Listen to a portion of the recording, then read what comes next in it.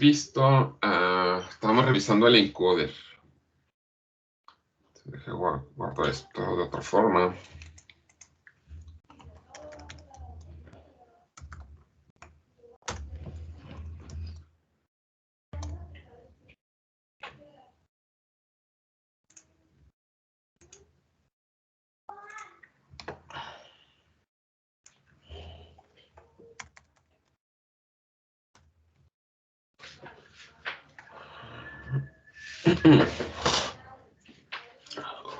Ok. Aquí lo que estábamos revisando era el control del motor y estábamos con el encoder. Y habíamos hecho este programa. Entonces, del programa había algunas cosas que eran importantes, como por ejemplo, para leer el encoder aquí del motor, aquí todas las señales que nos da el encoder, que son dos. Dijimos que teníamos dos señales del encoder. Una señal pues, nos da pues cuando ocurre el cambio en el encoder, el cambio de posición, y la otra señal nos ayuda a determinar la dirección del encoder. Entonces, las dos señales que teníamos para el encoder tenían un desfasamiento de 90 grados.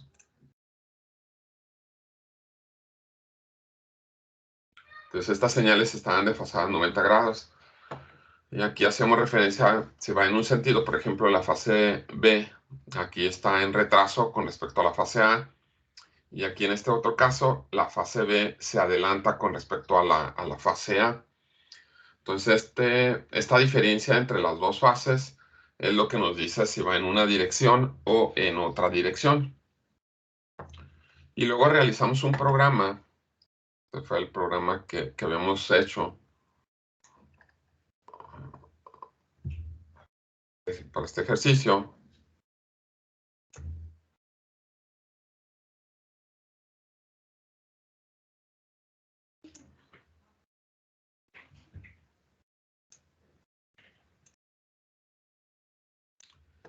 Y lo teníamos de la siguiente manera. Entonces utilizábamos una interrupción. En este caso nada más estamos usando una sola fase. Estamos detectando una sola fase para hacer el conteo. Entonces, ¿cuántos pulsos nos da una de las fases? Y lo hacemos a través de las interrupciones, porque si lo checamos dentro del programa principal, sería bastante complicado y sería posible que perdiéramos el conteo de alguno de los pulsos que pasa ahí del encoder.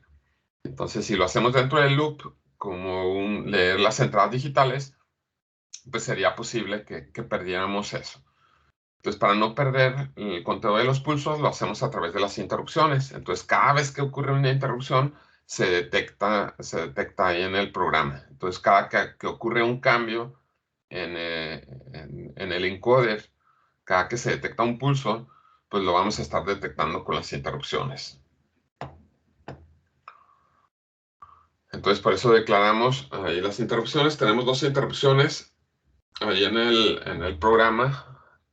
Bueno, para el Arduino 1 tenemos dos interrupciones, eso también lo habíamos dicho.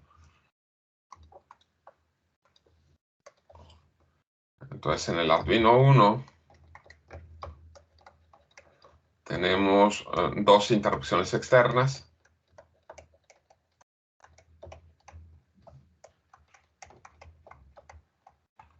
Y esas interrupciones externas están en el pin 2 y en el pin 3. En el pin 2 tenemos lo que viene siendo la interrupción 0 y en el pin 3 tenemos la interrupción 1. Entonces son las dos interrupciones que se tienen. Entonces, cada que ocurría un cambio, en este caso pusimos esta instrucción.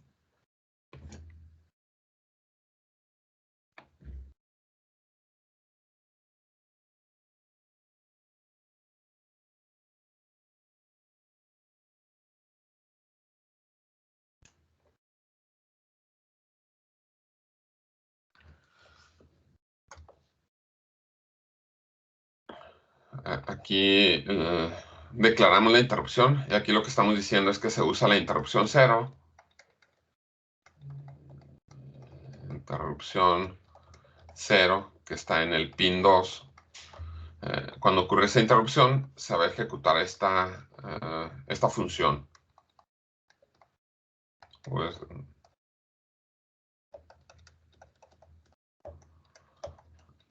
aunque pues más bien se nombra como una rutina. Y aquí también decimos que la interrupción ocurre cuando tenemos un flanco de subida. Y por ahí preguntaban qué era un flanco de subida. Y decíamos que el flanco de subida es cuando pasamos de 0 a 1. Entonces a esta parte, este cambio que va de 0 a 1, le conocemos como flanco de subida. Entonces en esa interrupción, lo que hacemos pues es hacer un conteo.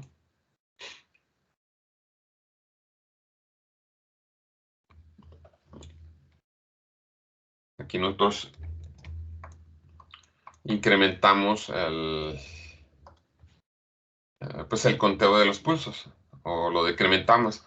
Y para basarnos en si incrementamos o decrementamos los pulsos, leemos la otra entrada. Entonces la interrupción ocurre en el pin 2 y luego verificamos el pin 3. Entonces si el pin 3 está en alto, aquí entonces vamos a decrementar el conteo. Y si el pin digital 3 está en bajo, entonces se incrementa el conteo. Y estos cambios lo hacemos en base a estas gráficas que tenemos aquí. A estas dos gráficas que están aquí.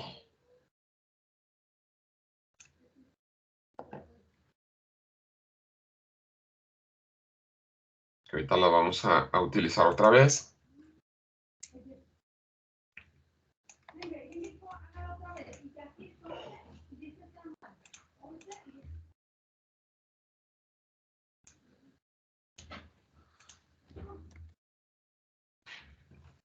Entonces aquí lo que estamos haciendo, estamos leyendo los pulsos en alto, digo, en los flancos positivos. Entonces vemos que si tenemos un 0, significa que aquí estamos contando en dirección positiva. Entonces aquí se va incrementando el conteo. Entonces en este caso estamos incrementando el conteo. Y aquí estamos decrementando el conteo. Aquí vamos en una dirección en el motor y aquí vamos en dirección contraria. Muy bien, entonces esta forma nos da una cierta resolución. La resolución que realmente tenemos es muy poca la resolución. Entonces podemos incrementar un poco la resolución, lo podemos incrementar al doble. Entonces ahora, para incrementar al doble la resolución, vamos a leer también lo que viene siendo los flancos de subida de la otra fase. Entonces, ahora vamos a ver los flancos de subida aquí en la fase B. Esta que está aquí.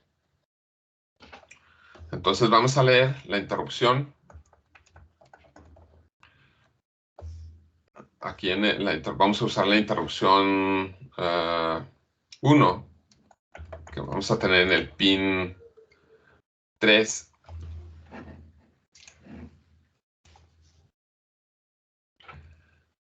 Y ahí vamos a ver esta señal. Entonces aquí la que vamos a estar observando va a ser la fase B del encoder. Y ahí para ver si vamos si vamos en una dirección, pues verificamos lo que viene siendo la fase A. Entonces aquí si la entrada digital del pin 2 es un 1, pues entonces se va a incrementar. Y acá en este otro caso, si la entrada digital 2, en este caso tendríamos un 0, aquí, entonces se va a decrementar. el conteo. Vamos aquí. Habilitamos entonces la otra interrupción. Y verificamos, bueno, esta interrupción va a ocurrir cuando tengamos los flancos de subida en la fase B. Entonces, cuando tengamos estos flancos de subida.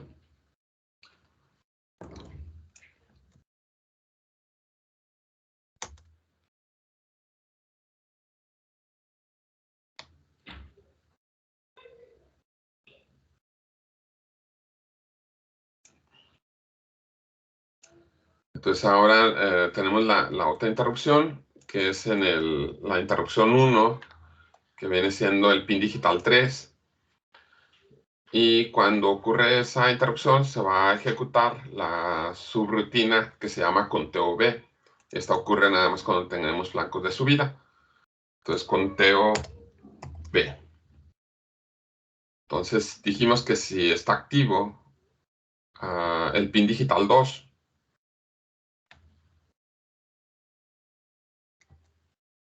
entonces en este caso se va a incrementar el conteo. Entonces, aquí vamos a tener más. Y si el pin digital 2 está en 0, entonces se va a decrementar el conteo. Así. Aparte de esa función, ¿qué más le modificó?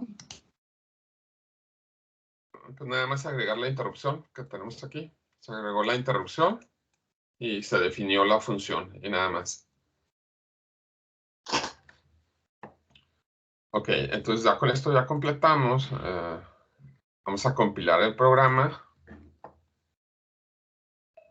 Y por aquí vamos a tener, pues, está incorrecto.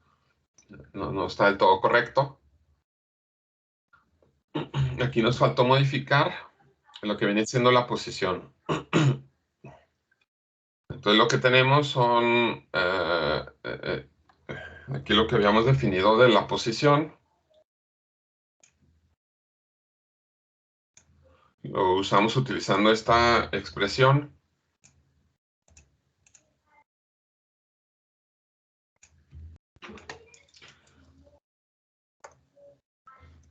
Esto que está aquí son los pulsos del encoder.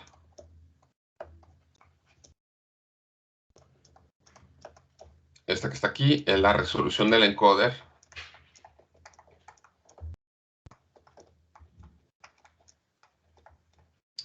Dijimos que utilizamos un reductor.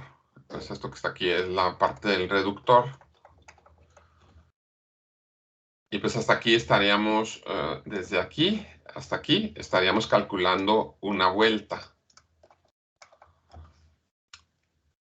Y esta otra parte lo multiplicamos para convertirlo a grados. Ahora, la cantidad de pulsos que vamos a contar por cada vuelta, antes nada más contábamos pues una sola señal y contábamos estos pulsos. Entonces, cada que teníamos el flanco de subida, pues nos contaba un pulso. Después de 24 pulsos significaba que habíamos dado una vuelta completa. Y ahora estamos leyendo igual estos pulsos, pero también estamos leyendo, estos serían los de la fase A, y también estamos leyendo los de la fase B.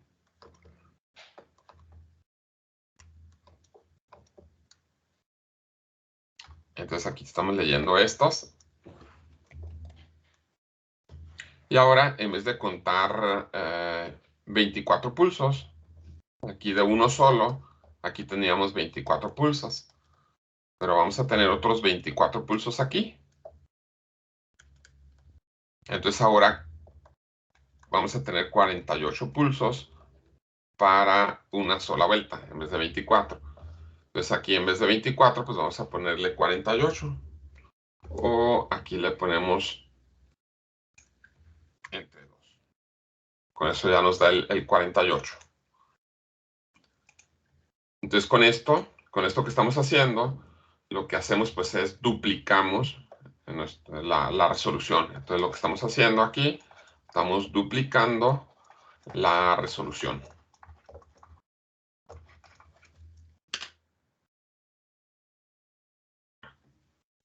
Y lo podemos observar en esta, aquí en esta simulación.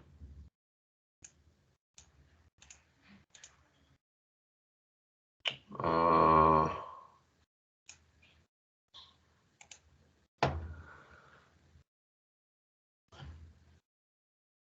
a poner otra vez.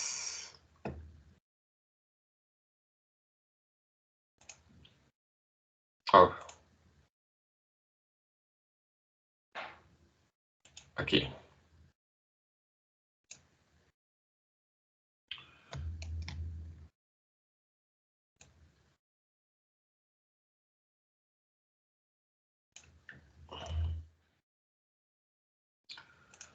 Entonces esto es cuando estábamos leyendo una sola interrupción. Y ahora cuando leemos las dos interrupciones. Entonces que va a cambiar de programa.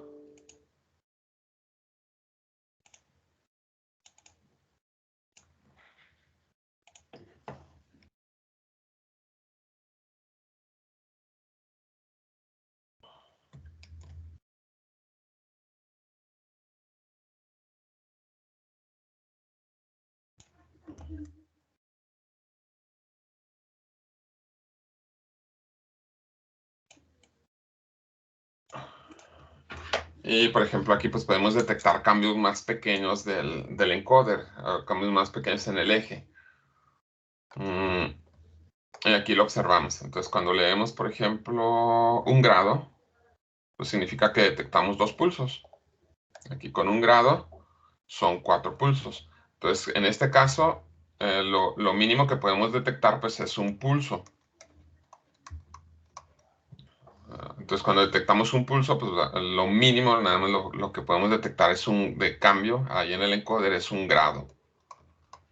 Digo, 0.5 grados, perdón, porque con 2 pulsos es un grado, entonces con un pulso vamos a tener 0.5 grados.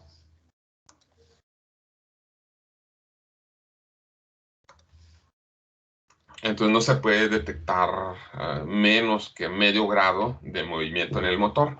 Aquí con este, ahora tenemos, cuando tenemos un pulso, pues vamos a tener 0.25 grados. Entonces ya podemos detectar un cuarto de grado de vuelta en el motor.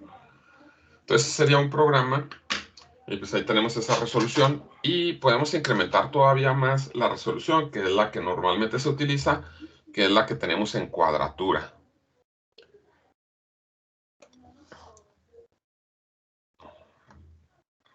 Entonces en cuadratura es lo que tenemos para detectar la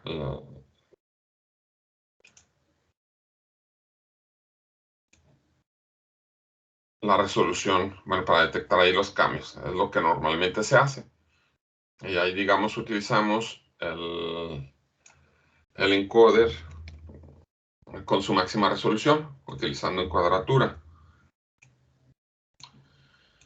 Y para usarlo en cuadratura, se detectan los cambios que están los flancos positivos y los flancos negativos.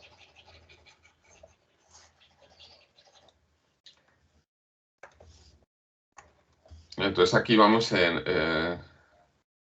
aquí esto dijimos que se incrementa y aquí se decrementa.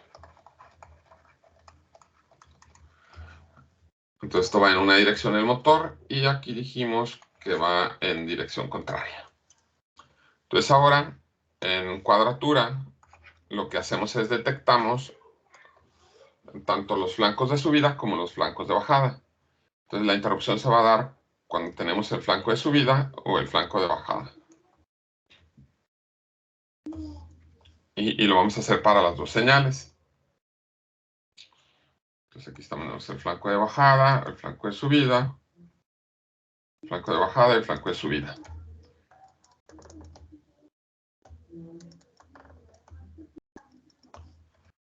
Y vamos a ver cómo modificamos el programa para el encoder.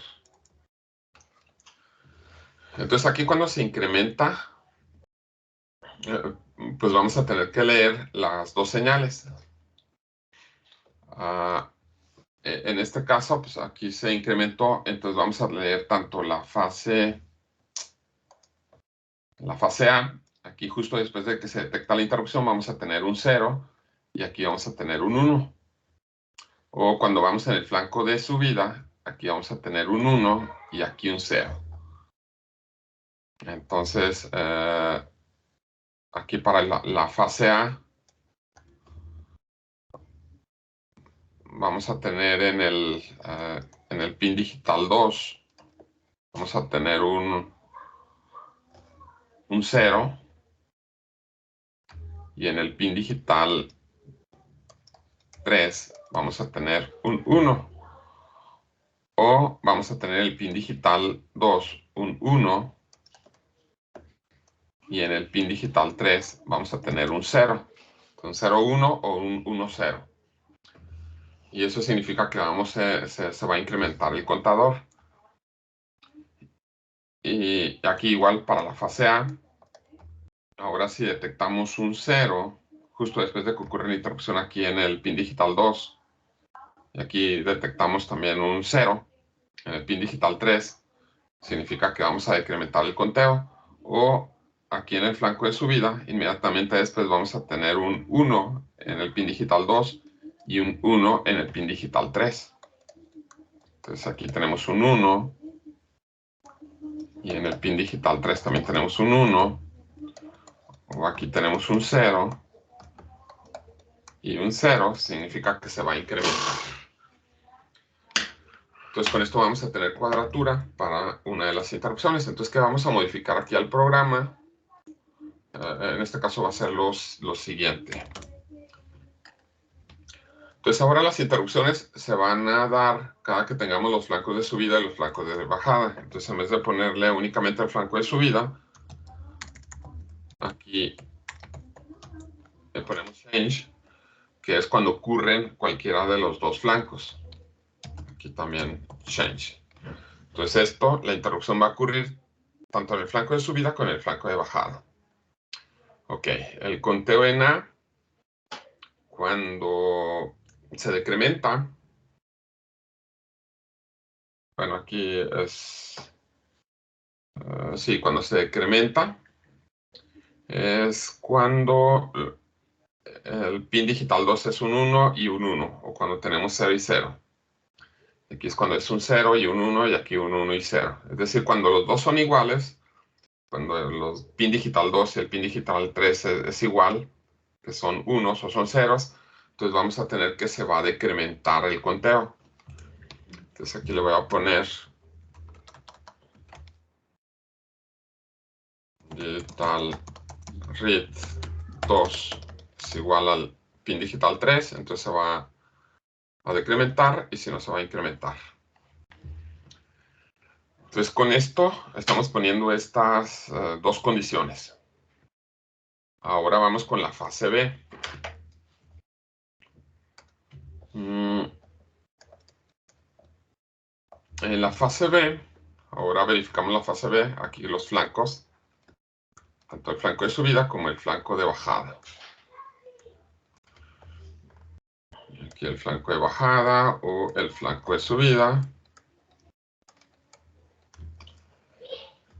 Y verificamos los pines digitales 2 y el pin digital 3, cómo se encuentran.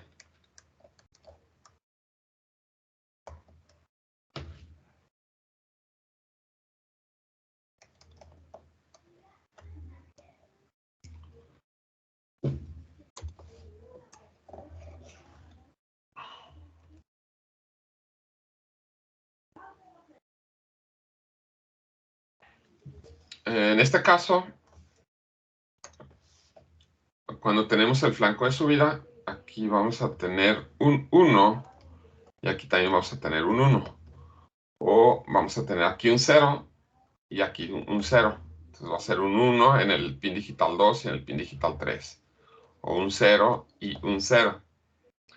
Aquí cuando se decrementa el conteo, que el motor va hacia el otro sentido, vamos a tener un 1 aquí y un 0 aquí.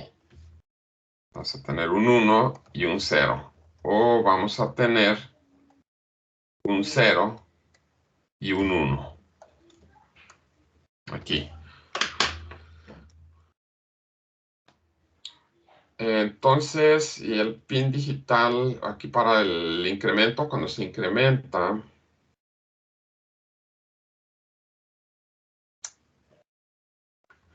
aquí cuando se incrementa, son cuando son iguales. Cuando el pin digital 2 es igual al pin digital 3.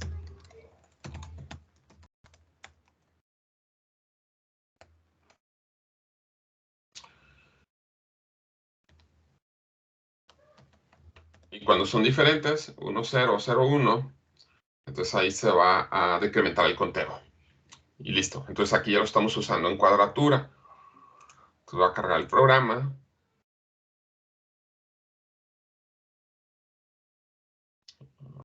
Ya compiló el programa. Y vamos a ver que la resolución va a aumentar.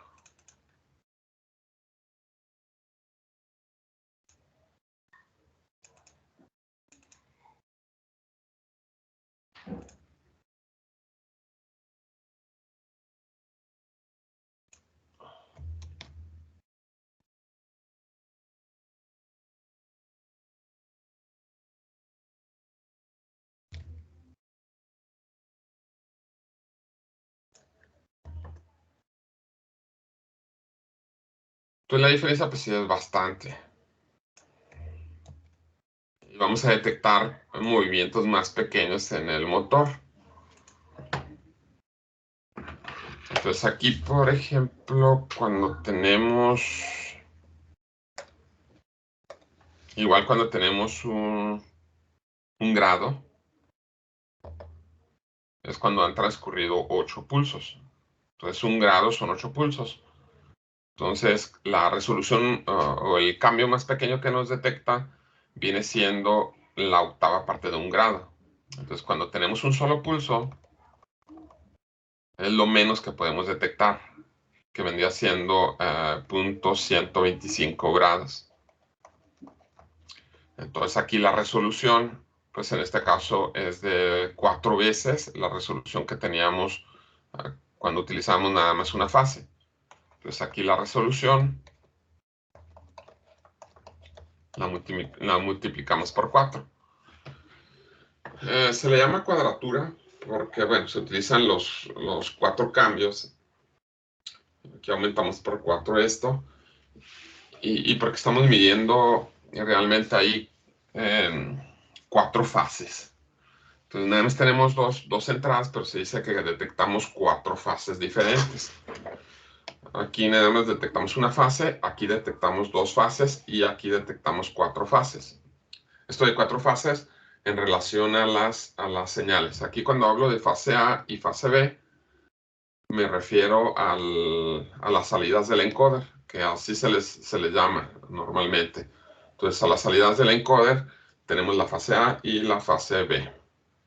Entonces para detectar la posición, lo que se hace pues se cuentan los pulsos. Hay algunas tarjetas que ustedes ya compran para los encoders y esas tarjetas que utilizan ustedes para los encoders vienen como contadores. Y ahí ustedes para conectar los encoders, pues vienen A y viene B. Y ahí se conectan las señales de los encoders y pues así los nombran. Entonces algunas tarjetas ya traen unas entradas para hacer contadores. Eso significa que lo que van a conectar ahí normalmente pues son los contadores. O se diseñan para conectar ahí los encoders. Muy bien, entonces aquí ya estamos detectando la posición. Aquí con la máxima resolución. Entonces la que nos interesa pues es la posición en grados. Aquí también tenemos una velocidad que son 79, 80 revoluciones por minuto. Y ahora lo que vamos a hacer,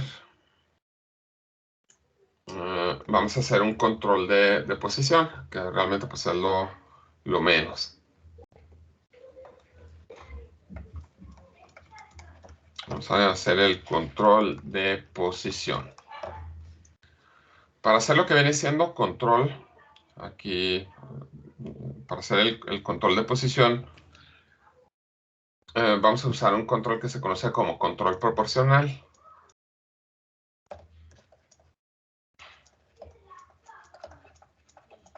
Y este control proporcional se basa en lo siguiente.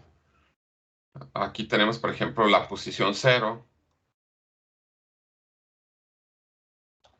Para acá incrementamos la posición y para acá se decrementa la posición. Y tenemos, digamos, un carrito.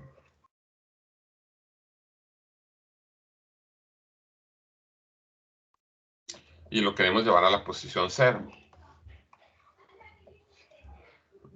El control proporcional es simplemente decir, si estamos muy alejados, lo que hacemos es, le pisamos a todo al acelerador y estamos aquí, es negativo, aquí en la posición negativa, y le pisamos a todo el acelerador porque estamos muy alejados.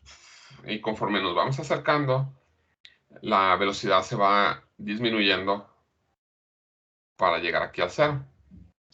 Si llegamos con mucha fuerza, pues se va a pasar un poquito y luego se va a regresar hasta que nos detengamos. Entonces, si estamos de este lado, aquí lo que aplicamos es, digamos, nos movemos hacia la derecha. Entonces, aquí aplicamos una entrada positiva. Y en este caso, pues, digamos, el error es negativo y aplicamos una entrada positiva. Entonces, si estamos del lado negativo, aplicamos una entrada positiva para movernos hacia la derecha. Movernos hacia la derecha implica una entrada positiva. Pero si estamos de este lado, pues significa que nos pasamos y nos tenemos que regresar. Entonces aquí digamos que tenemos un error positivo. Entonces, como nos tenemos que regresar, aquí lo que decimos es que ponemos una entrada negativa. Entonces, también si estamos muy alejados, pues nos regresamos lo más rápido que podemos. Entonces, entre más estamos alejados, nos regresamos más rápido. Conforme nos vamos acercando, pues avanzamos más lentamente. Si llegamos a meterle mucha fuerza aquí al control, al acelerador, pues nos vamos a pasar y luego nos vamos a avanzar y vamos a regresar hasta que nos estabilizamos ahí en el 0. Ok. Eso es lo que hace pues casi cualquier tipo de control. Se basa en esto que está aquí. Esto que está aquí se le conoce como realimentación negativa.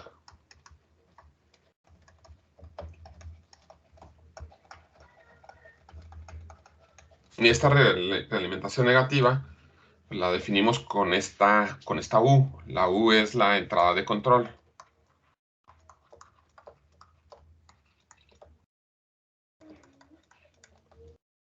Esta U la hacemos igual a una ganancia por el error. Y esta ganancia, esta es la ganancia del controlador.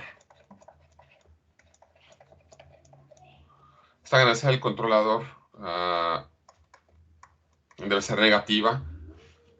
Aquí se va a multiplicar por un valor. Y este valor, digamos, siempre nos va a dar negativo. Aquí si observan, si multiplicamos, el error es negativo, la entrada es positiva. Un valor negativo por un valor positivo nos da negativo. Aquí el error es positivo y la entrada es negativa. Entonces, más por menos nos va a dar menos. Entonces, la multiplicación de esta ganancia por este error siempre debe dar un valor negativo. Entonces, por eso se conoce como realimentación negativa. Entonces, lo que tenemos aquí es, aquí tenemos el motor. Aquí tenemos una salida. Esto que está aquí es la salida. Y la salida de nuestro motor viene siendo lo que es el encoder. Y aquí tenemos la entrada del motor. Aquí sería, como quien dice, el voltaje que le metemos al motor. Entonces esta U es el voltaje que le estamos metiendo al motor.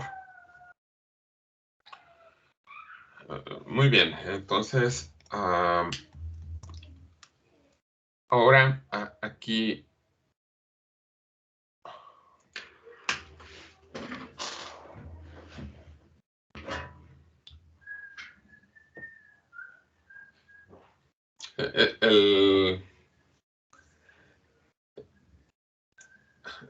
aquí para meter el voltaje al motor, lo habíamos explicado anteriormente que lo estábamos metiendo con una señal PWM en las entradas 9 y 10. Habíamos hecho el ejemplo con un convertidor, bueno, ahí utilizando la entrada de un potenciómetro. Entonces, de acuerdo al valor que nos dé el potenciómetro, pues será lo que teníamos a la salida. Entonces, aquí en esta entrada del motor lo estamos metiendo con una entrada del PWM. Entonces, utilizamos dos PWMs, el PWM1, el PWM2. Aquí usamos las entradas, la 9 y la 10. La 9 y la 10. Con eso, pues activamos ahí para darle el valor. Entonces, cuando tenemos, ahora sí, aquí ya vimos esto. Entonces, la entrada que vamos a generar nosotros, vamos a generar una entrada para este PWM. Vamos a definir esa entrada con un valor que va a ir desde menos 255 hasta 255. Así. Entonces, este va a ser el valor mínimo de entrada que podemos tener. Este es el mayor valor que podemos tener, ya que el PWM, lo máximo que le podemos poner ahí en la programación, aquí donde ponemos este valor analog write, el máximo valor que podemos meter aquí es un 255. Entonces no se pueden poner más de 255. Entonces vamos a poner desde menos 255 hasta 255. Esa va a ser la entrada de control. Entonces aquí vamos a poner la U desde menos 255 hasta tener un 0 y hasta 255. Y aquí, por ejemplo, si va en dirección positiva o en dirección negativa, aquí el PWM1 pues va a ir de 0 a 255. Y el PWM2, pues aquí lo vamos a mantener en 0. Entonces, como metemos un 0, PWM2, y nada más metemos la señal en el PWM1, que es en el pin digital 9. Y en dirección negativa, bueno, entonces aquí en dirección negativa, bueno, aquí pues es 0, 0. En dirección negativa, aquí pues van a ser ceros. Y aquí nos va a detectar el PWM1. Lo vamos a poner en 0. Y el PWM2 va a ir desde 0 hasta 255. Que no podemos poner menos 255. Entonces es todo lo que tenemos que hacer. Vamos a poner primero un ángulo de referencia. Entonces vamos a poner ángulo de referencia. Vamos a declararlo como tipo flotante. Y voy a poner que aquí queremos llevar el sistema a 120 grados.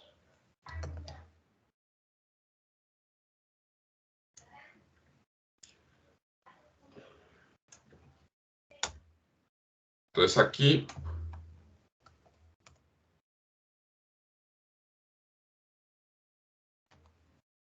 defino primero lo que es el error. Vamos a poner el... ¿Le borró las dos líneas? ¿Cómo, perdón? ¿Le borró líneas? Sí. Entonces ahora definimos el error, que va a ser el ángulo que nosotros tenemos. Vamos a ponerlo acá. El ángulo que estamos detectando, que viene siendo la posición, ese ya viene definido aquí en grados, aquí ya lo calculamos, menos bueno, vamos a ponerle aquí posición de referencia. Voy a poner posición de referencia a 120 grados. Menos la posición de referencia. Entonces con eso ya obtenemos el error. Entonces aquí le voy a poner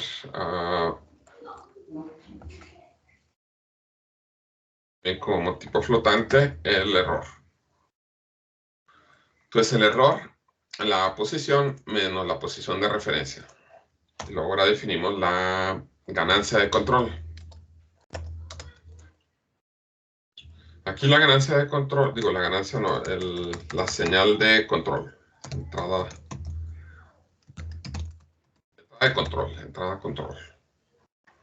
Entonces aquí como tipo flotante, entrada de control. La entrada de control va a ser una ganancia acá multiplicado por el error. Entonces con esto definimos la entrada de control. Entonces aquí le ponemos también, lo pongo aquí aparte, valor K. Y esta K tiene que ser negativa. Le voy a poner primero menos 2. Entonces aquí nos queda K por el error. Definimos la entrada de control. Y ahora sí, usamos el algoritmo para controlar aquí las señales del PWM. Entonces vamos a tomar esto.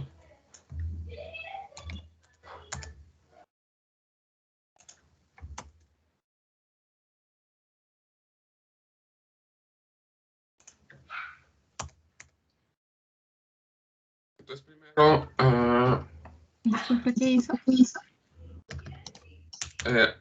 escribí, voy a poner un if, apenas estoy escribiendo.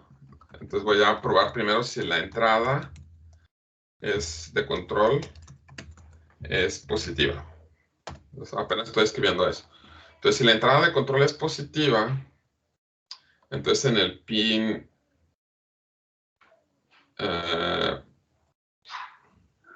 digital 9, bueno, ahí, perdón, en el PWM1 voy a mandar un valor de 0 a 255, lo que tengamos entrada de control.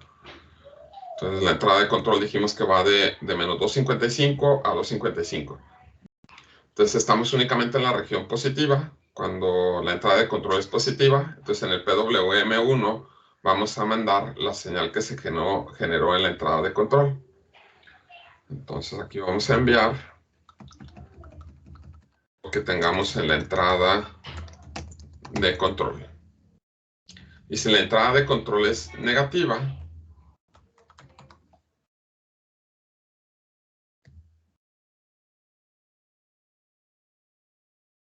en el pin digital 10 vamos a mandar lo que tengamos en la entrada de control, que aquí en este caso sería un valor negativo, que está entre 0 y menos 255. Nada más que aquí lo vamos a mandar como un valor positivo. Entonces aquí le ponemos menos entrada de control. Y en el PWM1 pues vamos a mandar puros ceros. Aquí como en este caso en el PWM2 se mandan puros ceros. Y eso sería todo. ¿Lo puedes subir poquito, por favor? Un momento. Sí. ¿Ahí? Sí, es que quitó los if de arriba que estaban, ¿verdad? Sí. Los quitó y los movió hacia abajo y luego ya les cambió.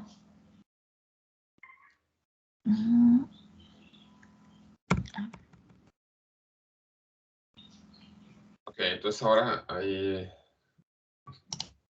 lo compilamos y vamos a cargar este programa. Entonces el programa que estamos haciendo nos debe de llevar el motor a la posición que nosotros deseamos.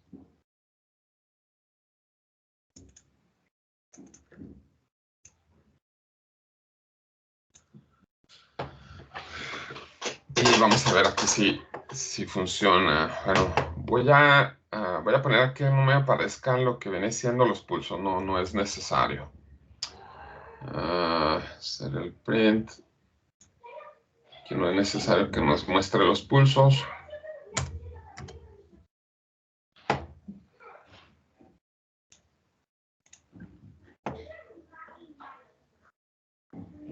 Aquí el objetivo es llevar el motor a 120 grados. Aquí está. Entonces aquí nos estamos acercando. Aquí el motor se acerca a 120, se pasó 122, luego se va bajando 121 y llega aquí a 120 grados.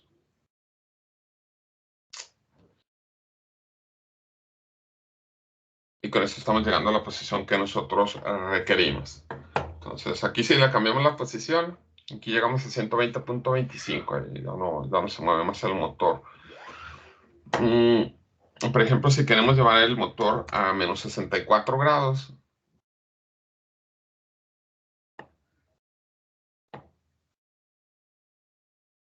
pues ahora el objetivo de control es llevar el motor a menos 64. Entonces aquí cambiamos la posición de referencia a menos 64. Entonces aquí solo el motor nos debe llevar aquí a menos 64. Vemos cómo se incrementa automáticamente, se genera la entrada de control para llevar el motor a menos 64. Aquí se pasó un poco, menos 65. Y se regresa aquí a menos 64.25. Y listo. Entonces este es el control de posición de un motor. Entonces automáticamente se los lleva a la posición que ustedes desean. Aquí, por ejemplo, pueden modificar ustedes la ganancia de control. Aquí pueden darle más potencia al controlador. Entonces, en vez de ponerle una ganancia de -2, le ponemos una ganancia de -10. Vamos a ver qué pasa con una ganancia muy grande. Y aquí otra vez con la misma posición de referencia queremos llevar el motor a menos 64.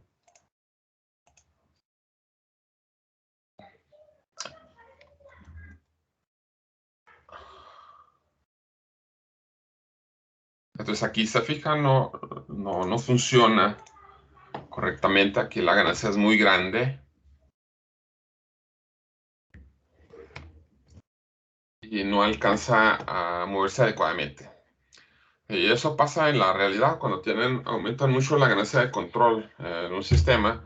Llega un momento en lo que lo hacen un poco inestable. Y aquí el sistema no logra ir al valor que requiere. Aquí incluso se queda en cero. Aquí lo que estaría pasando realmente, muy posiblemente, es que empezara a oscilar el motor, a dar como que estuviera un poco sin control, dando vueltas de un lado para otro. Entonces esa señal de control pues fue excesivamente grande. Le voy a poner un -5. Esa también me parece una señal bastante grande.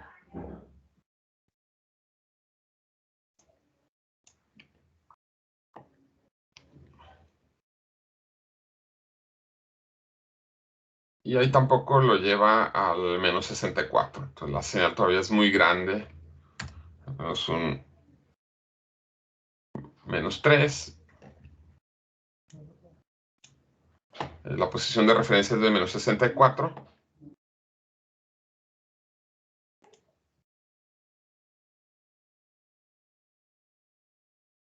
Y este sí funciona. Entonces vean ahí cómo se lo está llevando. Está -64. Aquí tiene un sobrepico. Y ya llegó al -63.5, -63.75 y eventualmente pues puede alcanzar el -64. Esta señal de control funcionó bien. Aquí no sé cómo hacerle para poner las gráficas de una manera que se puede graficar aquí la posición del motor. Realmente no sé cómo hacerlo.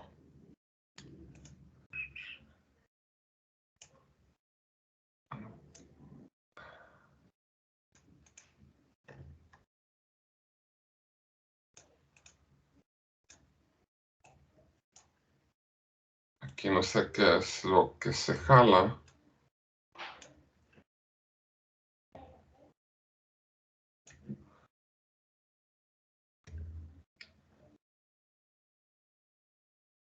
Ah, bueno, ahí se los debo. Pero bueno, ahí está haciendo el control. Entonces esa era la idea. Entonces el encoder, en este caso para eso lo podemos utilizar para hacer un control de posición o de velocidad de un motor. Entonces ahí vimos el encoder, la diferencia de fase que hay entre ellos y cómo es utilizando de la manera más sencilla, utilizando las dos fases, utilizando también en cuadratura. Ok, entonces esto sería lo que veríamos aquí con el control del motor, que realmente lo que quería ver, aquí lo que interesaba ver era el funcionamiento del encoder y verlo ahí con una aplicación que es el control de posición. No sé si hay alguna pregunta aquí hasta el momento. ¿La K para qué dijo que servía? La de potencia. La K es la ganancia del controlador. Sí, pero físicamente. Es la ganancia del controlador. Entonces es como si tú vas en el carro y le aplicas al acelerador. Entonces, si le picas más le presionas más al acelerador, pues te vas más recio. Entonces le estás metiendo más ganancia de control.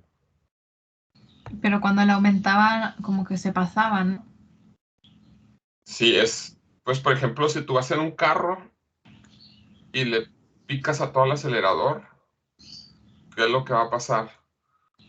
Sí, que nunca va a llegar al punto, siempre va a Entonces, estar si pasando. le picas a todo, ¡fum!, te pasa hasta acá, le picas a todo el acelerador, te pasas para acá, te pasas para acá y nada más vas a estar oscilando, no vas a poder llegar.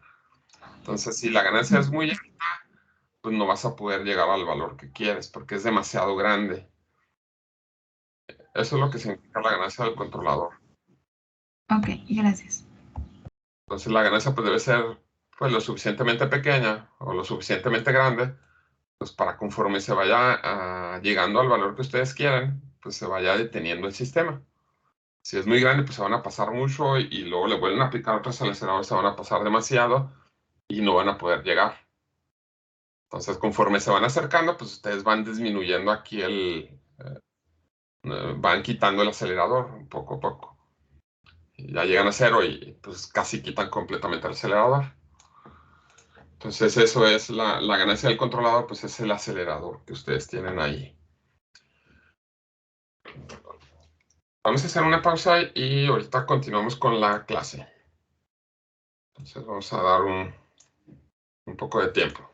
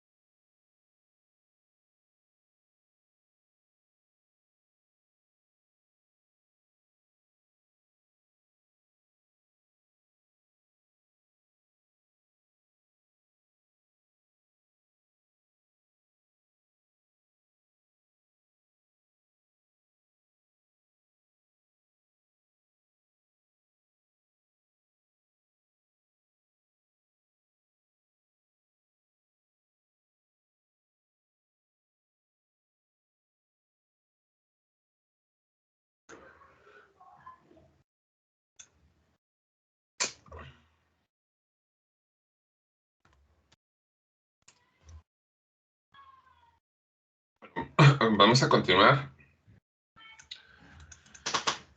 Y vamos a ver, a terminar. Bueno, vamos a empezar con esta presentación que es sobre los sistemas de medición.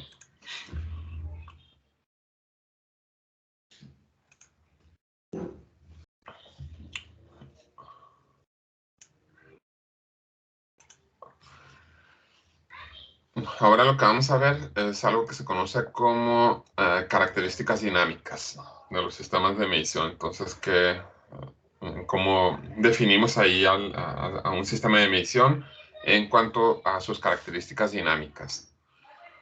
Las características dinámicas, estas siempre van a aparecer cuando tenemos algún elemento que nos almacene energía. Entonces puede ser algún tipo de masa, una inductancia o un capacitor. En este caso, cuando tenemos un sistema de un elemento que nos almacena energía, pues puede aparecer algún error dinámico o también puede aparecer vamos a tener una velocidad de respuesta en el sistema. El error dinámico va a ser la diferencia entre el valor medido y el valor exacto de la variable. Esto cuando tenemos que el error estático es nulo. Esto es, normalmente el error dinámico se da debido a un cierto retardo que se tiene en el sistema. La velocidad de respuesta, pues es con qué rapidez el sistema responde al cambio. Cuando tenemos un cambio en la entrada, qué tan rápido se muestra ese cambio en la salida. Y bueno, entonces ahí vamos a tener lo que es el error dinámico. Este error dinámico, que está dado por un cierto retardo, es diferente cuando estamos utilizando nuestro sistema para monitoreo que cuando lo utilizamos para control. El error dinámico pues no tiene mucho efecto. En el caso del monitoreo pues simplemente es un tiempo en el cual se estabiliza el sistema y nos da el valor real a la salida. Pero cuando lo utilizamos para control, esto sí nos puede afectar mucho nuestro sistema de control y podría hacer que nuestro sistema de control no funcionara y se volviera inestable. Entonces es muy importante tomar en cuenta qué tipo de error dinámico tenemos y la velocidad de respuesta del sistema. Entonces las características dinámicas se dan porque tenemos algún sistema, algún medio, algún elemento que almacena energía. Y estas características dinámicas aparecen en estado transitorio. Entonces teníamos dos tipos de características, las otras eran las características estáticas. Y estos las definíamos en lo que se conoce como estado estacionario. Las características dinámicas se dan en estado transitorio. Por ejemplo, si queremos medir temperatura, aquí este es el temperatura y este es el tiempo. Aquí con la temperatura,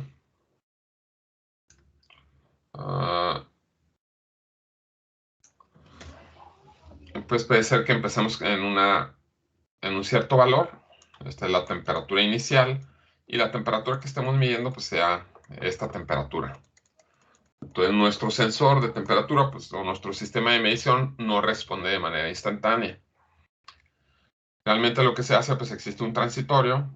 El sensor empieza a aumentar su salida hasta que detecta la temperatura que se quiere medir. Entonces tenemos ahí pues dos etapas ahí de medición en lo que se estabiliza aquí el sistema, le llamamos estado transitorio.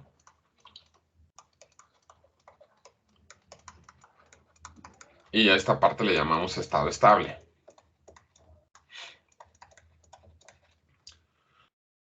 Entonces, en esta parte de estado estable, pues son las características estáticas.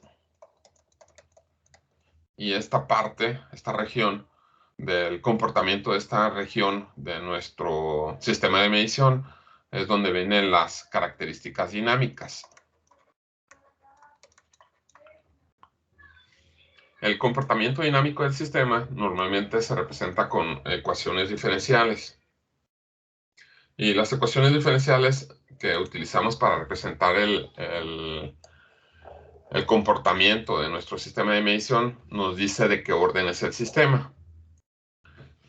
Entonces, de ahí podemos tener sistemas de medición de orden cero. Esos son los que responden inmediatamente, que ustedes al tener un cambio en la entrada, van a tener un cambio directamente en la salida.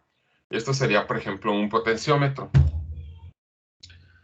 Ahí, si ustedes cambian de manera instantánea, que sí lo pueden hacer, el vástago de un punto a otro punto, instantáneamente ustedes van a tener lecturas de voltaje diferentes. Entonces, sí es posible, o sí podría ser posible que ustedes retiraran el vástago de aquí y lo pusieran acá, o lo pusieran al final. Entonces tendrían cambios instantáneos en la salida del voltaje por los cambios instantáneos que tienen aquí de medición. Y cuando tienen un sistema de medición de orden cero, la ecuación que lo representa es una ecuación como la que tenemos aquí, que simplemente la salida es una ganancia K por la entrada. A esa ganancia K le llamamos sensibilidad estática. Y en este tipo de sistemas de medición, de sensores, no se incluye o no tenemos elementos que almacenen energía. Entonces estos son sistemas de medición de orden cero y pues digamos que son bastante convenientes. Entonces porque no tenemos ningún retraso en la información, instantáneamente tenemos a la salida el cambio que tenemos en la entrada. Entonces por eso son muy convenientes. Entonces estos son los de orden cero, luego tenemos los de primer orden y los de segundo orden. Los de primer orden son, pues tenemos algún elemento que almacena energía. Podría ser en los sensores de temperatura, pues ustedes tienen, por la misma forma en la que funciona el sensor, digamos que es su sensor de temperatura.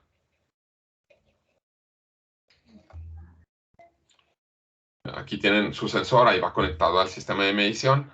Y pues aquí ustedes, este sensor de temperatura se ve afectado por la temperatura del medio. Entonces aquí la afecta la temperatura. Debido a que este sensor tiene una cierta cantidad de masa, la transferencia de temperatura no se hace de manera instantánea. Entonces la temperatura se tiene que transferir a la masa. Y esa transferencia de temperatura hacia la masa hace que tengamos un cierto retardo.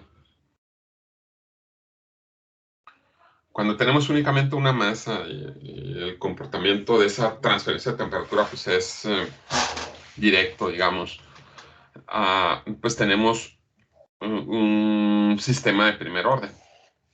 Entonces la temperatura tiene un comportamiento definido por esta ecuación. De esta ecuación vamos a tener dos variables. Una de las variables nos va a definir a fin de cuentas lo que viene siendo la sensibilidad estática y la otra variable nos define lo que se conoce como, bueno, más bien una combinación de estas dos coeficientes nos define una constante de tiempo o una, pues nos puede dar una frecuencia. Gráficamente, aquí de los sistemas de primer orden,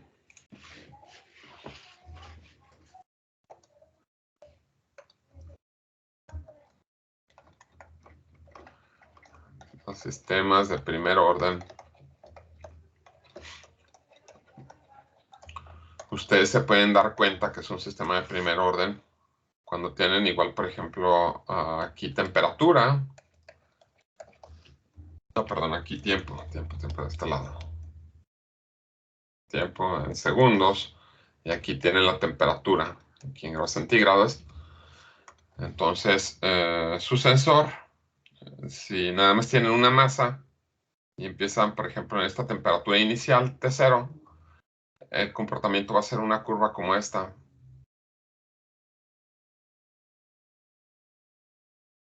así, y lo que queremos alcanzar, pues a lo mejor sería esta temperatura final. Esta sería la temperatura final que queremos hacer. Entonces, el sistema de medición o el sensor converge a la temperatura que estamos midiendo y converge con una curva exponencial. Entonces, el comportamiento de esta curva es una curva exponencial. Y luego hay unas variables que son importantes en los sistemas de primer orden y que los pueden encontrar en las hojas de especificaciones. Y una de ellas son las constantes de tiempo. Entonces, constante de tiempo. Esta la representa normalmente con la letra tau. Y esta constante de tiempo normalmente se define o la pueden observar para cuando tengan 4 constantes de tiempo, ustedes alcancen el 98% del valor deseado. Entonces, digamos, aquí tienen el 0% y aquí en esta línea es el 100%.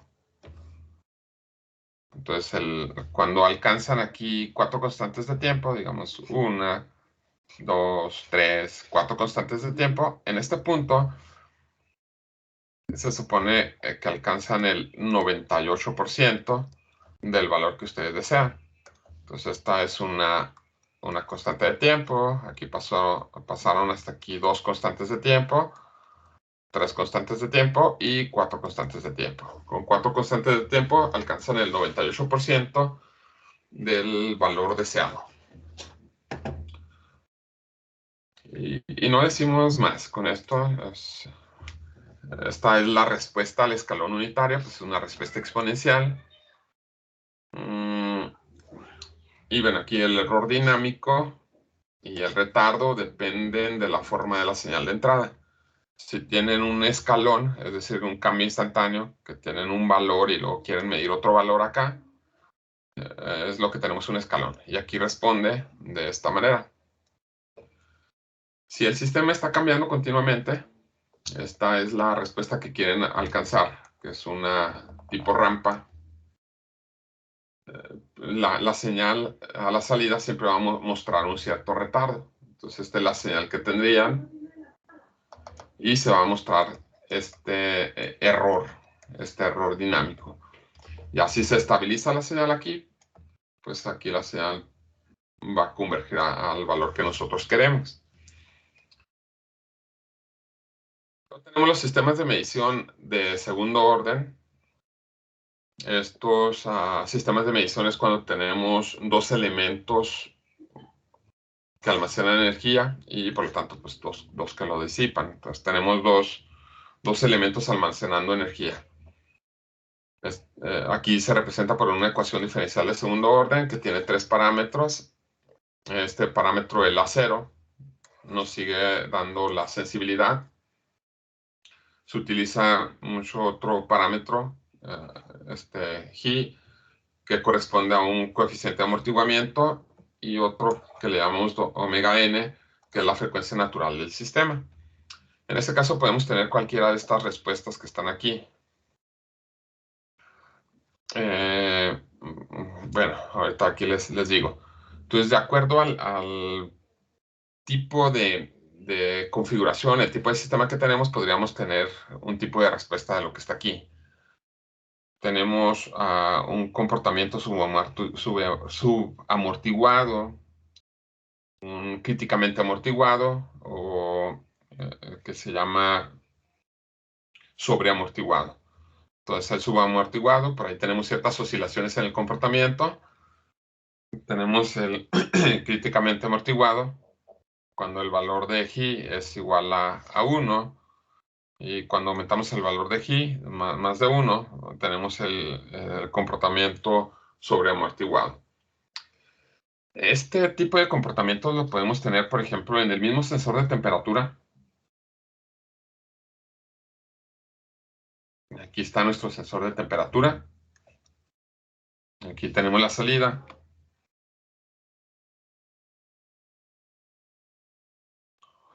Pasó.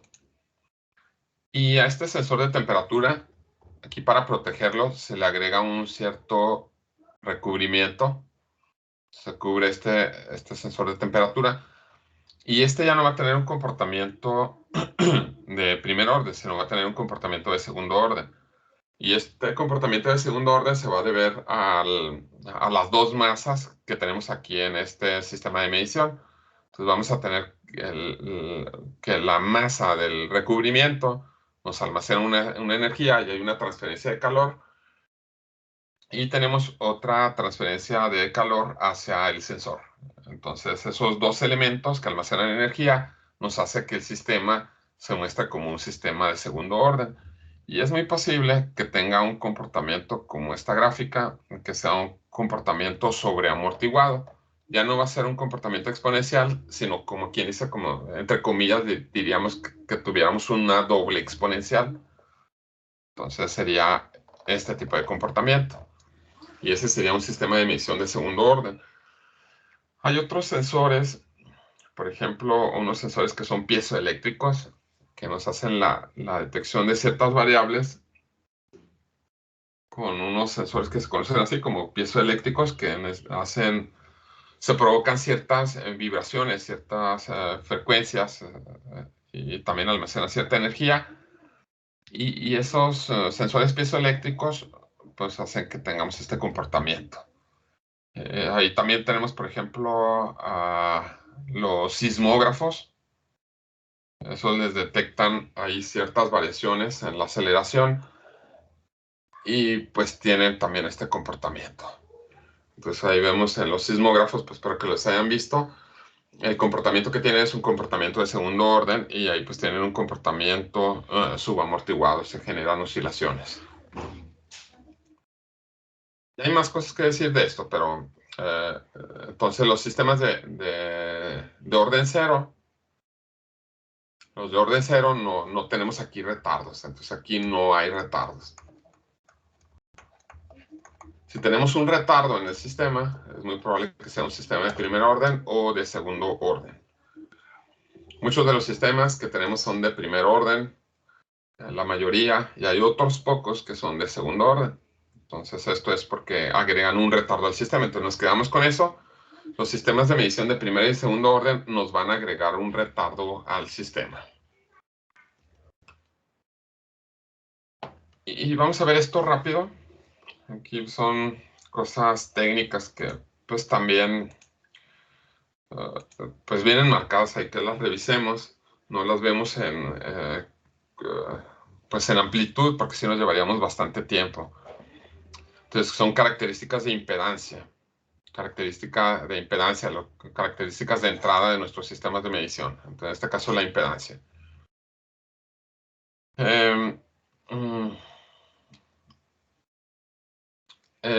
Bueno, estas características de impedancia es, digamos, un acoplamiento que existe entre dos sistemas. Entonces, la impedancia se refiere al acoplamiento que tenemos entre los sistemas. Entonces, ¿qué tanto afecta ese acoplamiento? Y decimos, por ejemplo, primero un ejemplo de querer medir un potenciómetro y con el potenciómetro medir una posición. Entonces, ustedes ya han visto los potenciómetros. Este que está aquí, le damos por ahí un giro. Déjenlo, lo busco.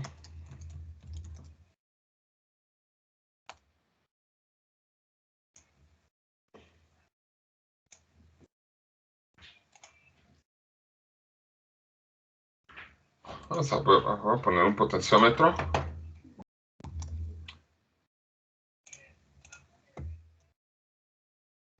Bien, podría ser otro tipo de potenciómetro, pero vamos a poner que este sensor está basado en un potenciómetro. Este tiene mucha fricción. Hay otros sensores que son más especiales y tienen menos fricción. Entonces, lo que queremos medir es la posición angular. Entonces, se quiere medir la posición angular. Esta posición angular que se quiere medir, pues lo provoca otro sistema. Entonces esto ustedes lo conectan, aquí va conectado a otro sistema y les mide el cambio, la posición. Entonces la idea es medir sin afectar el sistema, pues es medir la posición. Entonces, esta posición angular, lo ideal es no afectar. Aquí lo ideal es no afectar el sistema que se está midiendo. Pero aquí en menor o mayor grado, al conectar ustedes este potenciómetro, ustedes afectan la medición que quieren hacer acá del cambio de posición. O sea, a lo mejor tienen incluso algún motor que tiene una rotación nada más entre menos 120 a más 120 grados, es decir, aquí un cambio total de 240 grados. Y lo conectan a ese motor. Entonces, al agregarle este sistema de medición al motor, ustedes le agregan, pues, el motor va a tener que esforzarse para medir también, para mover también el potenciómetro. Entonces, este potenciómetro les está afectando de cierta forma en la medición que están haciendo. Entonces, debido a la fricción,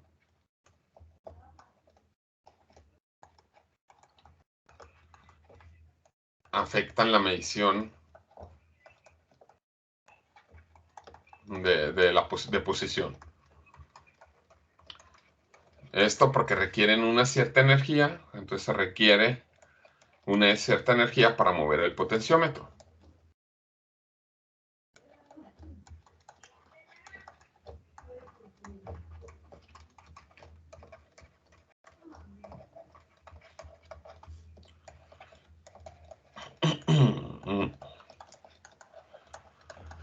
Entonces, esto que está aquí también le representa, decimos que le representa una cierta impedancia. Entonces, lo que le representa también, al colocar ustedes el sistema de medición, le representa una cierta impedancia. Y esto, pues dijimos que lo vean como una cierta resistencia. Entonces, diríamos de otra manera que pues en menor o mayor grado, se opone o se resiste al movimiento, aquí el potenciómetro. Entonces a eso nos referimos con impedancia. Entonces con impedancia pues es una cierta oposición a lo que estamos haciendo. Aquí por ejemplo con la temperatura, cuando medimos temperatura y tenemos un elemento pequeño, pero este elemento pequeño tiene una masa muy grande, pues entonces se tarda un poco en realizar la medición e incluso puede arrojar un pequeño error de medición. Entonces, si ustedes tienen una masa muy pequeña y realmente su sensor tiene una masa muy grande y su sensor realmente es muy pequeño, aquí va a haber una pérdida de temperatura por toda la masa que tenemos aquí en nuestro sensor de temperatura. Entonces, aquí también presenta una cierta impedancia el sistema de medición para la medición de temperatura. Y bueno, con eso.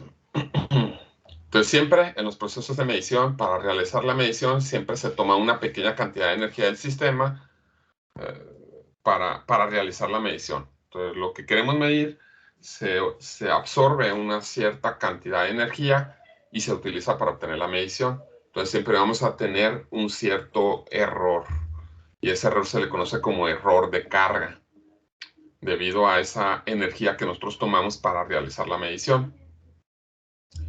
Y esto lo vamos a ver nada más muy de pasada, nada más hay como mencionarlo. En las mediciones siempre vamos a tener dos variables. La medición de esas dos variables siempre nos va a dar un cierto valor de potencia. Y vamos a tener una variable que se la va a llamar variable esfuerzo y la otra se le conoce como variable flujo. Vamos a tener una variable esfuerzo cuando se mide entre dos puntos o dos regiones del espacio. Aquí tendríamos, por ejemplo, cuando se mide voltaje, esto es realmente medición entre dos puntos. Cuando se mide presión, también se mide presión entre dos valores, entre una presión de referencia y la presión a medir. Lo mismo que la temperatura. La fuerza también es para poder obtener el valor de la fuerza, se mide con referencia a un punto, digamos, lo mismo que con el par. Entonces, todos estos son ejemplos de variables de tipo esfuerzo. Y tenemos las otras variables que se llaman de tipo flujo. Tenemos lo que es corriente. Entonces, el flujo se mide en un punto o región del espacio, lo que viene siendo corriente, pues qué tantos electrones pasan en una región determinada. Entonces, qué tantos electrones pasan a través de esta región es lo que viene siendo corriente. La corriente eléctrica es una variable de tipo flujo. El caudal, cuando miden caudal, también es variable de tipo flujo, velocidad lineal y velocidad angular. Entonces dijimos que en las mediciones siempre aparecen esos dos tipos de variables, la tipo esfuerzo y la tipo flujo. La relación entre ellos les da lo que se conoce como impedancia. Entonces la relación entre esas dos variables con el que están haciendo la medición les da la impedancia del sistema. Y con eso nosotros podemos tener un cierto valor de impedancia incluso para un sistema mecánico, para un sistema químico, para un sistema eléctrico. La idea de cuando ustedes tienen un sistema de medición es que la potencia, es decir, el producto de la variable esfuerzo y la variable flujo involucrados en la medición debe ser un valor mínimo. Si se mide una variable de tipo flujo, debemos de buscar tener una baja impedancia. Si se mide una variable de tipo esfuerzo, vamos a buscar tener una alta impedancia. Y bueno, hasta ahí le dejamos. Aquí no, o sea, hasta aquí le dejamos esto de impedancia. Es un poco más cosas, pero con eso es suficiente, nada más como conceptos.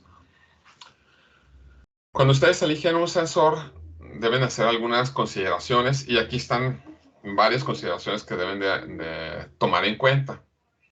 En cuanto a la magnitud de la variable que van a medir, deben de definir qué margen de medición van a utilizar, la resolución, la exactitud que ustedes desean, la estabilidad, el ancho de banda que les soporta el sensor, el tiempo de respuesta, los límites máximos que pueden tener de su sensor, los límites máximos que pueden medir y qué tanta interferencia tienen.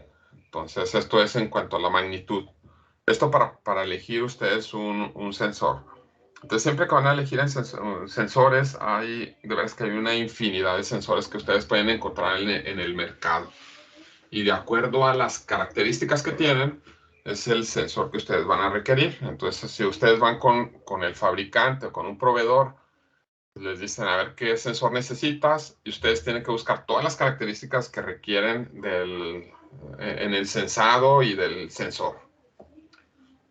En cuanto a las características de salida, pues qué sensibilidad requieren, qué tipo de salida requieren, si voltaje, corriente, frecuencia, la señal, si ustedes requieren una señal unipolar, una señal flotante o diferencial. Aquí de la señal es si requieren una referencia a tierra o no la requieren, va en ese sentido. Normalmente se eligen señales flotantes o diferenciales. Las unipolares también son convenientes, pero pues muchas veces se prefieren las flotantes o las diferenciales. También pues tienen que analizar la impedancia de salida que tiene el sensor y pues a fin de cuentas cómo van a presentar la salida de su medición. La alimentación del sensor también es importante considerarla, si requieren voltaje o corriente para su alimentación, qué tanta potencia consume, qué tanta potencia tienen disponible, la frecuencia de alimentación, qué tanta estabilidad requieren en la fuente de alimentación. Hay sistemas de medición que les dicen que la señal de corriente directa pues no debe... pues debe ser estable, a veces lo dan en un porcentaje o a veces lo dan en una magnitud. Entonces hay sistemas de medición que si ustedes en la alimentación tienen una muy pequeña variación, les puede causar muchos problemas en la medición. Entonces la alimentación es importante y todas estas características las deben de tomar en cuenta. También deben de tomar en cuenta en qué condiciones van a instalar su sensor. cuál es la temperatura a la que va a estar expuesta, la humedad, las vibraciones, agentes químicos, atmósferas explosivas, entornos electromagnéticos o a lo mejor también un ambiente explosivo. Y por aquí ustedes encuentran que los dispositivos pueden estar certificados pues con diferentes, pueden tener diferentes certificaciones que les puede resistir cierta cantidad de humedad o cierta cantidad de polvo o ciertas vibraciones. Entonces, eso también es algo que hay que tomar en cuenta. Otros, pues el peso, las dimensiones, qué tanta vida útil, el costo, si tienen muchos disponibles, qué tanto tiempo les requiere instalarlos. Este punto a veces no lo toman en cuenta, me ha tocado verlo varias veces, la longitud del cable que requieren, pues a veces tienen un sensor, el sensor que ustedes quieran, de presión, de temperatura, lo que sea, y traen un cable y dicen, ah, pues no importa, le conecto otro pedazo de cable y así lo hago más largo y ya lo conecto al sistema de medición.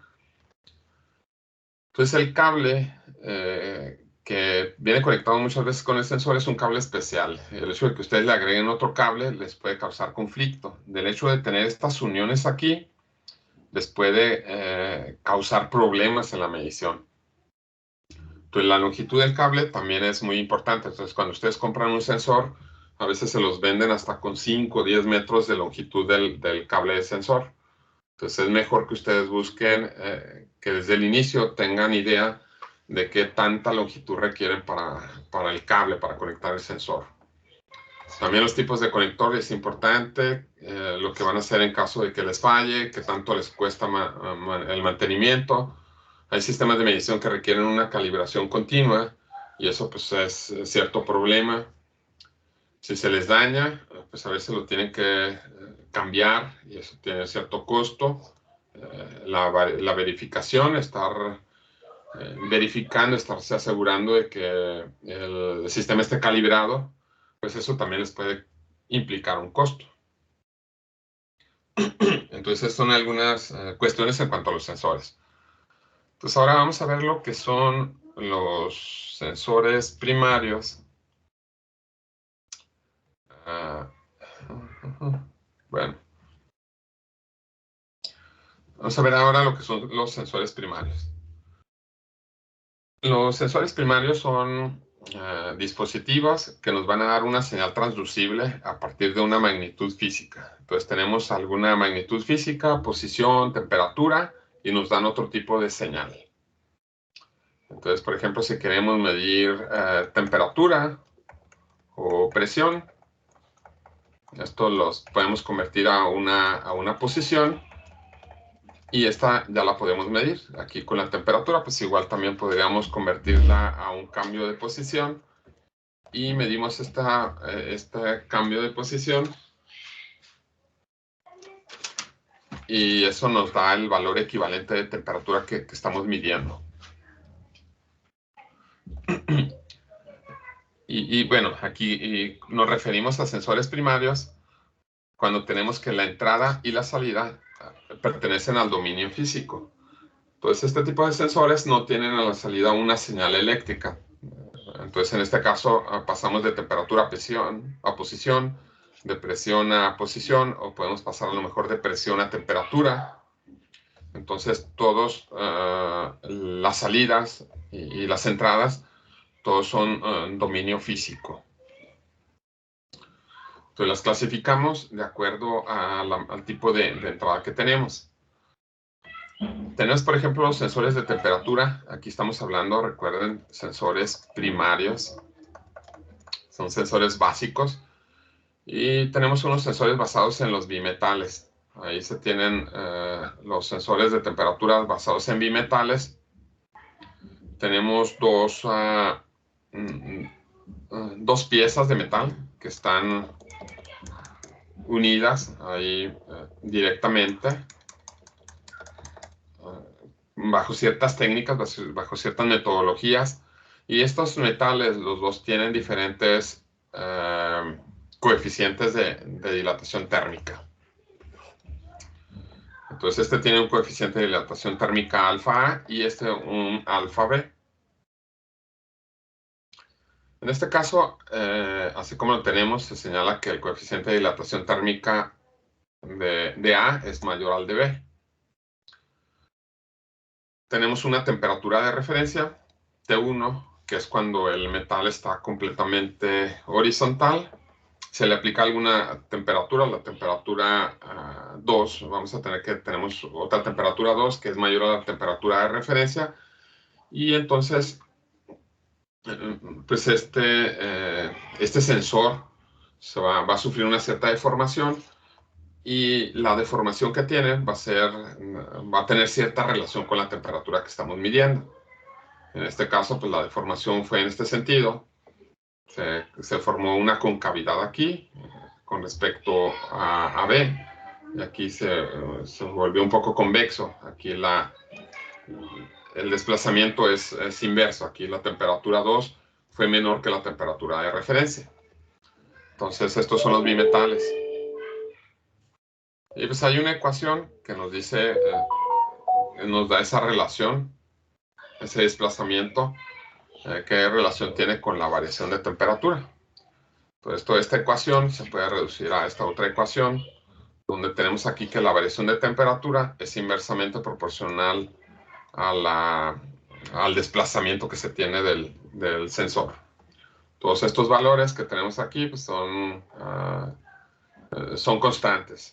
Aquí la E pues, es el espesor de la pieza, los alfa A y alfa B son los coeficientes de dilatación térmica. Entonces aquí podríamos decir que el desplazamiento que tenemos es inversamente proporcional a la variación de temperatura. Estos sensores miden de menos 75 a 540 grados centígrados. Lo más común es de 0 a 300 grados centígrados. Los pueden encontrar con diferentes configuraciones que se le conoce como voladizo, espiral, hélice, diafragma. Y aquí pueden estar midiendo tanto fuerza como desplazamiento. Estos sensores muchas veces se utilizan también como actuadores en los termostatos o para simplemente hacer un control de encendido y apagado. Y también se utilizan en ciertas protecciones de interruptores.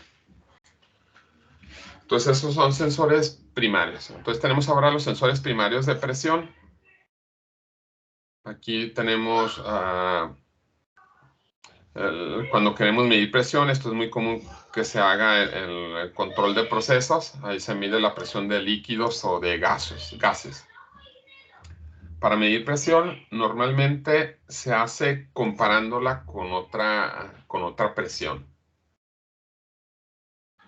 Y también a veces se hace utilizando un elemento elástico.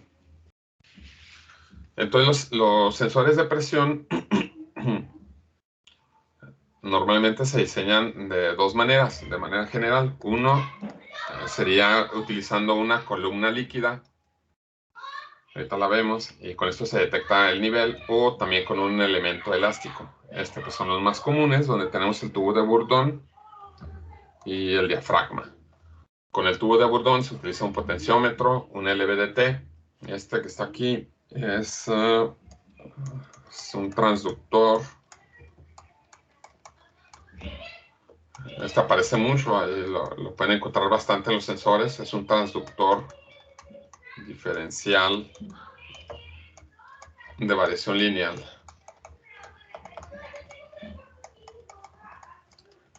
Esto es como para medir posición utilizando un transformador.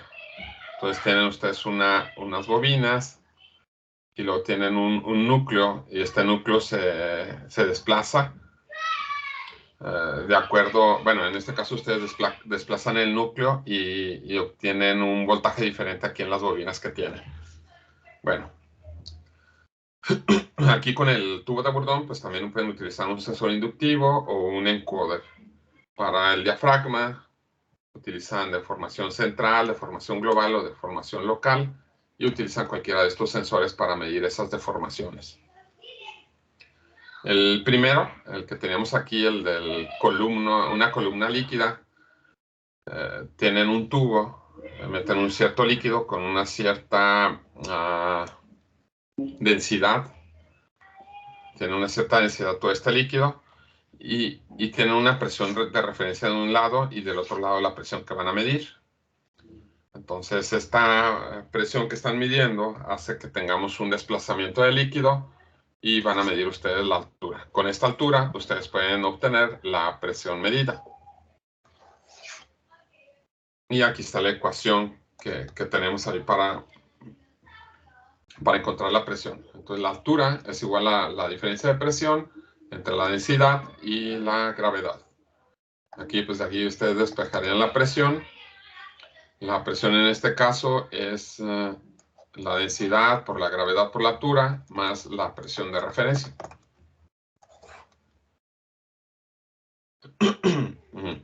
Utilizando un elemento elástico para medir presión, aquí lo que tenemos es la deformación de ciertos materiales.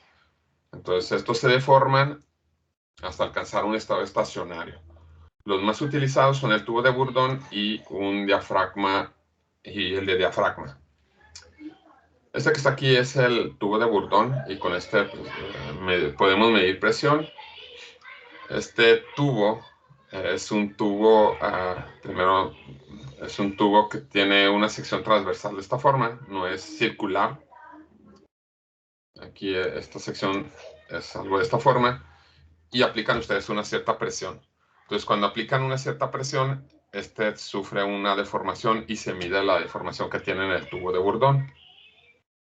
El tubo de Bourdon pues, es similar a cuando ustedes tienen un juguetito. En las fiestas.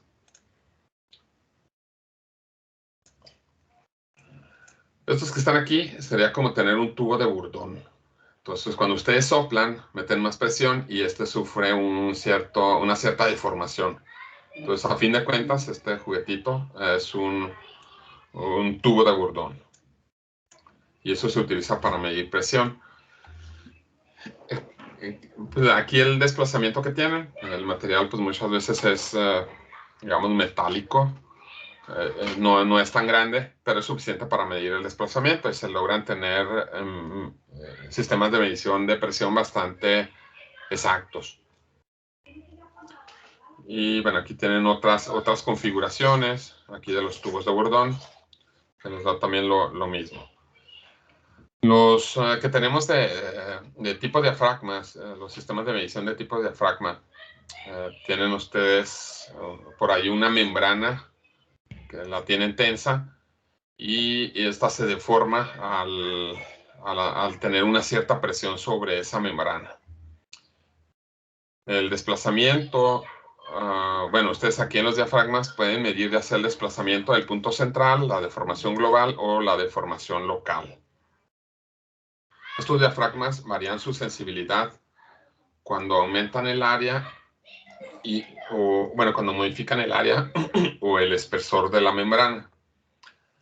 Pueden tener aquí, este es un sistema para medir presión. Esta que está aquí sería la membrana. Es una membrana, todo lo que tienen ahí. Lo tienen unido a este vástago. Y por aquí ustedes tienen la presión que van a medir y tienen una presión de referencia. Entonces, toda esta presión de referencia pues está en toda esta zona. Cuando aplicamos aquí presión, pues esto es como si inflaran un globo. Entonces, esta membrana se levanta y provoca el movimiento del vástago. Con esto, movimiento del vástago, pues hacen un cambio de posición aquí en este potenciómetro o con un LVDT y con eso miden la presión. Tienen otros que se llaman fuelles. Por ahí también tienen una presión de referencia. Y estos son como si fueran unos resortes. Y lo que hacen es los comprimen. Entonces, al comprimir todo esto, pues logran mover pues algún otro mecanismo que les indica ahí la presión que tiene. Entonces ahí, por ahí tienen un muelle o un resorte con el que fijan ustedes la presión que quieren medir, hacen el ajuste de presión que quieren medir.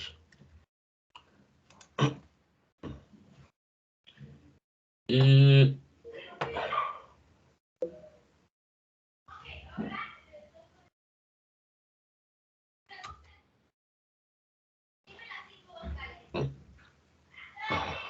se me hace que le vamos a dejar hasta aquí. Entonces ahí mejor, la siguiente clase terminamos esto. Y también vamos a continuar viendo algo de Arduino. Entonces vamos a estar combinando la presentación con otros, explicando otras cosas ahí con Arduino. Tengo aquí algo de ruido. Bueno, entonces eso sería todo por el día de hoy. No sé si antes de concluir la clase tengan alguna pregunta, alguna duda. ¿No? Pues ahí muchas gracias por su atención y ahí disculpen un poco el ruido que tengo aquí en la casa. Entonces nos vemos el miércoles. Que pasen un buen día. Hasta luego. Gracias, buen día.